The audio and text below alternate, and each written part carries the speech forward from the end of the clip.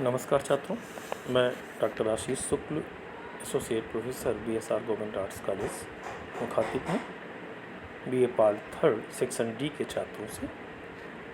छात्रों, कल हम चर्चा कर रहे थे geography of Asia first paper पर एशिया के खनिज पर, मिनरल्स पर। उसी क्रम को आगे बढ़ाते हुए आज इसके इस सेकेंड पार्ट में हम बात करते हैं सोर्सेज ऑफ पावर की या शक्ति के साधन की। शक्ति संसाधन से तात्पर्य ऐसे संसाधनों से है जिनका उपयोग कल कारखानों को चलाने में, यातायात के साधनों में या ऊर्जा के उत्पादन में किया जाता है। इसके दो स्वरूप हैं, परंपरागत और गैर परंपरागत। आइए एशिया में शक्ति के जो संसाधन हैं उन पर बात करें। इस क्रम में सर्वप्रथम है कोयला। कोयला एक ज्वलनशील कार्बनिक भूतत्व है। शक्ति संसाधनों में इसका विशेष महत्व है। इस पर एक प्रकार से विश्व की सारी सभ्यता निर्भर करती है। वर्तमान समय में विश्व की लगभग 40% शक्ति कोयले से ही प्राप्त होती है। जिन देशों में कोयले के विशाल भंडार हैं वो महत्वपूर्ण माने जाते हैं। यहाँ उद्योग धंधों का विकास अपेक्षाकृत अधिक हुआ है। कोयले के अभाव में आधुनिक सभ्यता की कल्पना नहीं की जा सकती थी। प्रोफेसर रसल स्मिथ ने इस संदर्भ में कहा, यदि कोई जादूगर विश्व के कोयला भंडारों को विलुप्त कर दे तो विश्व की संपूर्ण व्यवस्था ही बिगड़ जाएगी। नगर अंधकारमय हो जाएंगे, कारखाने बंद हो जाएंगे, विश्व के आधे जहाज प्रायः अपंग हो जाएंगे और उत्पादन एकदम ठप हो जाएगा। अर्थात कोयला एक बहुत ही महत्वपूर्ण शक्ति संसाधन है, खनिज है। कार्बन की मात्रा के अनुसार कोयले के निम्नलिखित भेद हैं। प्रथम, एंथ्रासाइट कोयला जो सर्वश्रेष्ठ किस्म का होता है और इसमें कार्बन की मात्रा 90 से 95% पाई जाती है। दूसरा, विटुमिनस, यह भी उच्च किस्म का है जिसमें कार्बन की मात्रा 75% से 90% तक होती है। उद्योग धंधों में काफ़ी प्रयोग में लिया जाता है। लिग्नाइट, ये भूरा या ब्राउन कोल भी कहते हैं इसको, यह अपेक्षाकृत अशुद्ध कोयला है। इसमें 45 से 70% तक कार्बन की मात्रा पाई जाती है। पीट कोयला, यह कोयले का प्रथम अवस्था का रूप है, कच्चा कोयला है। इसमें कार्बन की मात्रा 40% तक होती है। इसके बाद आता है कैनल, जिसे कि हम गैस कोल के नाम से भी जानते हैं। इसमें कार्बन का अंश 40% से कम, अशुद्ध और घटिया किस्म का कोयला होता है। आइए एशिया में इसके उत्पादन की बात करें। एशिया समस्त संसार के कुल कोयला उत्पादन का लगभग 27% भाग उत्पादित करता है। एशिया के प्रमुख कोयला उत्पादक देश चीन, भारत, जापान, कजाकिस्तान, दक्षिणी एवं उत्तरी कोरिया, टर्की, ताइवान आदि हैं। भारत संसार का लगभग 7% तथा एशिया का 14% कोयला उत्पादित करता है। यह कोयला झारखंड, पश्चिम बंगाल, छत्तीसगढ़, मध्य प्रदेश, उड़ीसा, आंध्र प्रदेश, महाराष्ट्र आदि राज्यों से निकाला जाता है। कुछ मात्रा में उत्तर प्रदेश, तमिलनाडु, असम, बिहार तथा जम्मू कश्मीर में भी है। भारतीय भूगर्भ सर्वेक्षण के अनुसार देश में काफ़ी अच्छे मात्रा में कोयले का भंडार है। जापान देश के अधिकांश कोयले के भंडार उत्तरी क्यूशू द्वीप में चिकुहो, सागा, होकुसु तथा मिको खानों से निकाला जाता है। थोड़ी मात्रा में होक्काइडो द्वीप की इशिकारी व कुशिरो खानों में एवं होन्शु की जीवान एवं उबे खानों से प्राप्त होता है। चीन एशिया एवं विश्व में कोयले का एक प्रमुख उत्पादक राष्ट्र है। यहाँ कोयले का खनन हेबी, हेलोंगजियांग, हेनान, लियाओनिंग, सांडोंग, सांसी, सिचुआन, निंगजुआ तथा नीमंगोल क्षेत्रों में होता है। यहाँ कोयले का विश्व का कुल उत्पादन का लगभग 35% भाग प्राप्त होता है। अंतर्राष्ट्रीय व्यापार के दृष्टिकोण से इसकी मांग बहुत अधिक है। एशिया में भारत और चीन प्रमुख निर्यातक राष्ट्र हैं और इसका आयात करने वालों में जापान, पाकिस्तान, श्रीलंका, म्यांमार आदि प्रमुख हैं। अब बात करते हैं पेट्रोलियम की। शक्ति के संसाधनों में कोयले के बाद में पेट्रोलियम का दूसरा महत्वपूर्ण स्थान है। कोयले की अपेक्षा इसे एक स्थान से दूसरे स्थान पर ले जाने में सुविधा रहती है। आधुनिक युग में संसार की बढ़ती हुई यातायात के साधनों की मांग को यह पूरित करता है। औद्योगिक युग का विकास एवं विस्तार बहुत कुछ अंश खनिज तेल की प्राप्ति पर निर्भर करता है। पेट्रोलियम अथवा खनिज तेल एक तरल पदार्थ हैं। यह नवीन युग की परतदार चट्टानों में जल तथा गैस के मिश्रित रूप में मिलते हैं। इसे शोधन करके तेल प्राप्त किया जाता है। इसका निर्माण जीव जंतुओं तथा वनस्पति चट्टानों के बीच दब जाने पर रासायनिक प्रक्रियाओं द्वारा होता है। उत्पादन की दृष्टि से एशिया महाद्वीप विश्व का 40% खनिज तेल अथवा पेट्रोलियम का उत्पादन करता है। दक्षिणी पश्चिमी एशिया के तेल उत्पादक देशों में Iran, Iraq, Saudi Arab, Kuwait, Qatar, Bahrain, Turkey, Israel आदि प्रमुख हैं। दक्षिणी पूर्वी एशिया तथा एशियाई रूस में भी तेल का उत्पादन होता है। दक्षिणी पूर्वी एशिया के पेट्रोलियम उत्पादक राष्ट्रों में इंडोनेशिया, चीन, ब्रुनेई, मलेशिया, म्यांमार आदि प्रमुख हैं।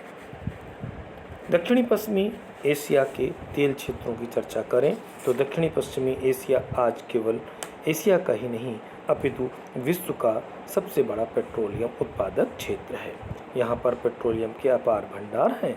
दक्षिणी पश्चिमी एशिया के देशों में अनेक तेल कुएं हैं और इन तेल भंडारों को तेल पाइपलाइन द्वारा आपस में जोड़ा भी गया है।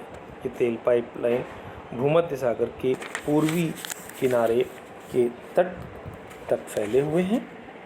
हैफा, त्रिपोली बंदरगाहों को इस तेल की बहुत बड़ी मात्रा पाइपों के द्वारा पहुंचाई जाती है, जहां से कि तेल निर्यात किया जाता है।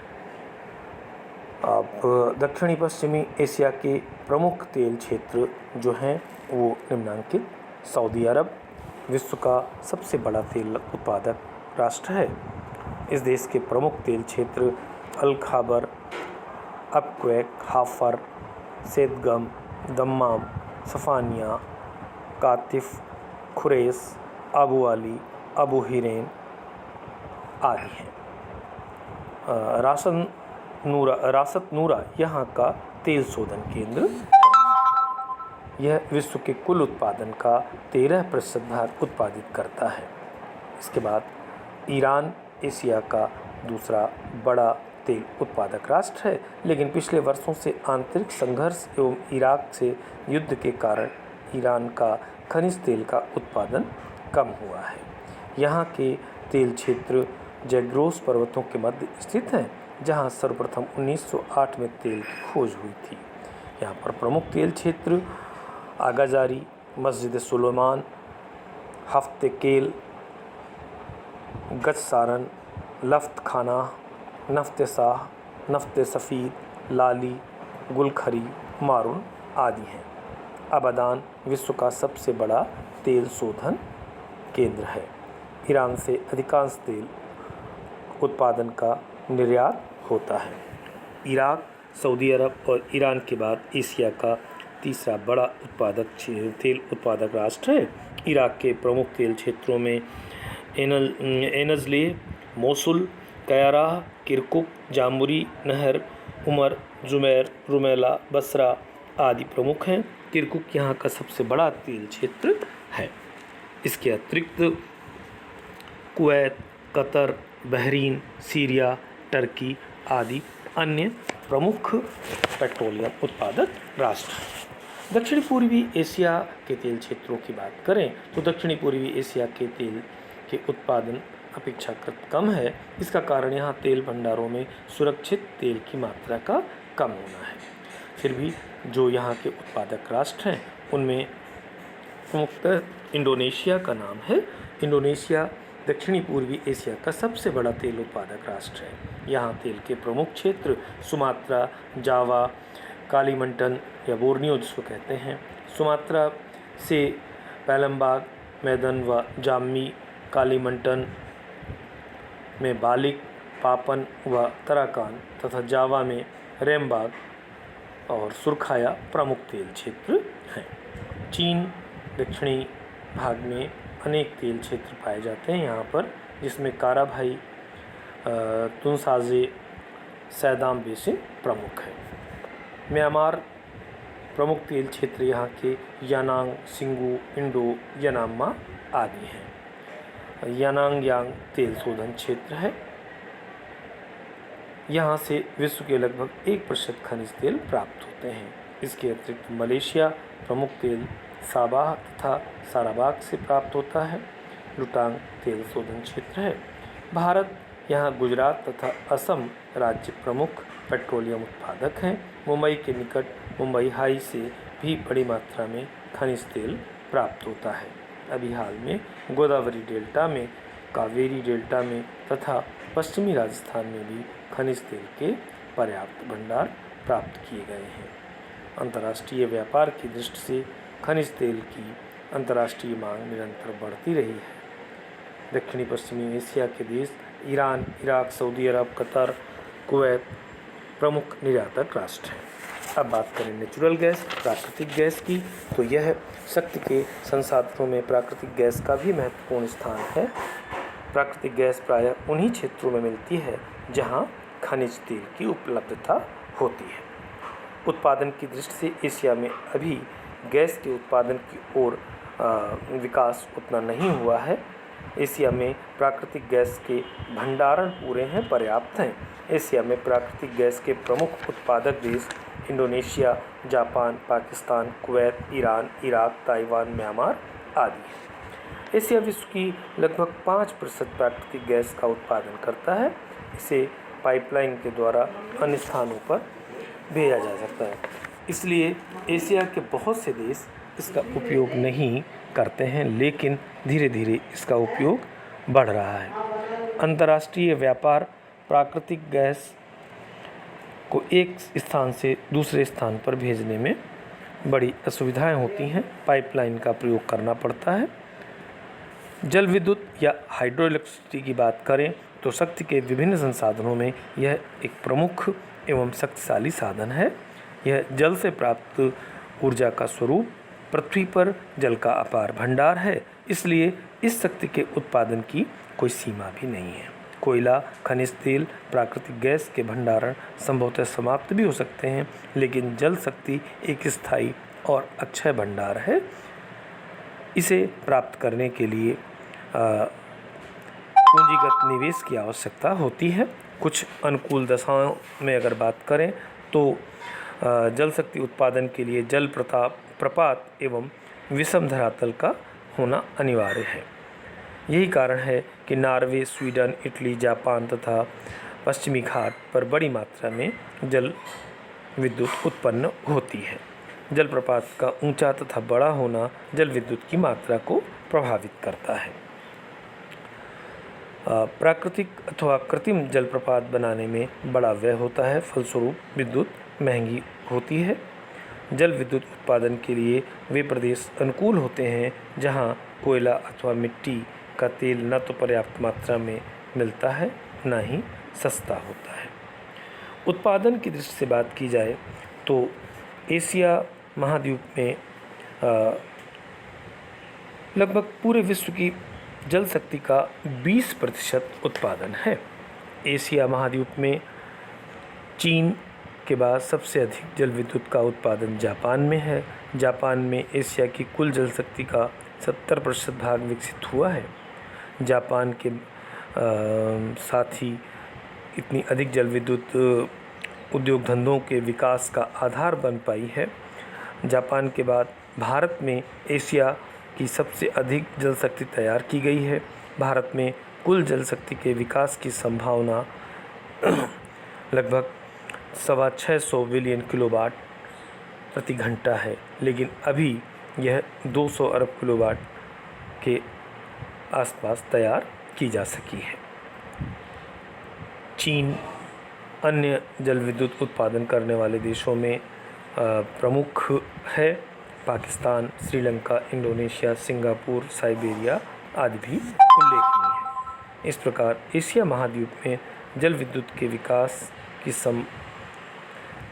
विकास संभावना से अपेक्षाकृत कम हो पाया है। इसका एक स्थान से दूसरे स्थान को भेजे जाने पर क्रमशः ह्रास होता है, इसलिए इसका अंतर्राष्ट्रीय व्यापार में प्राकृतिक गैस की भांति महत्व नहीं है। तो छात्रों, हमने वीडियो के प्रथम पार्ट में लौह व अलौह खनिजों की चर्चा की और आज हमने आपसे बात की है शक्ति के साधन स्वरूप प्राप्त खनिजों की। तो खनिज अपने आप में एक प्रमुख टॉपिक है परीक्षापयोगी दृष्टि से और सामान्य ज्ञान की दृष्टि से भी। तो आप इसका अध्ययन करें। धन्यवाद।